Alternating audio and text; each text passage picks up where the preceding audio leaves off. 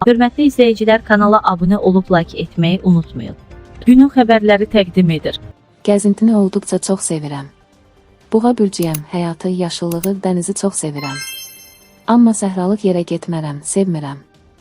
Zəlzələdən, təyyarə qəzalarından qorxmuram, elə şeyləri ürəyimə gətirmirəm. Hər il gəzintiyə vaxt ayırıram. Bakupos az xəbər verir ki, bu sözləri xalq artisti Məleykə Əsədova Günə uğurlaya verilişində deyib. O, bağ evi almaq əvəzinə həmin pulla səyahət etməyə üstünlük verdiyini bildirib. Olsun 100 ədəd ev, kim bu dünyadan gedəndə onları özü ilə aparır. O pulu yaşamağıma həsr edirəm.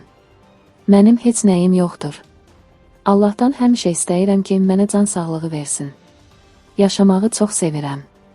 Əsas özüm varam.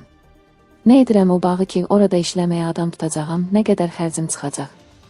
Mən uşaq oxutdururam. Pulum olsun, yaşayım. Pulu yığmaq üçün yox, xərcləmək üçün istəyirəm. Bəlkə də məni həyatda saxlayan səyahətlərimdir. Pul yığmıram, bağı özüm istəmirəm. İstəsəm bağım olardı. O pula gedib gəzirəm.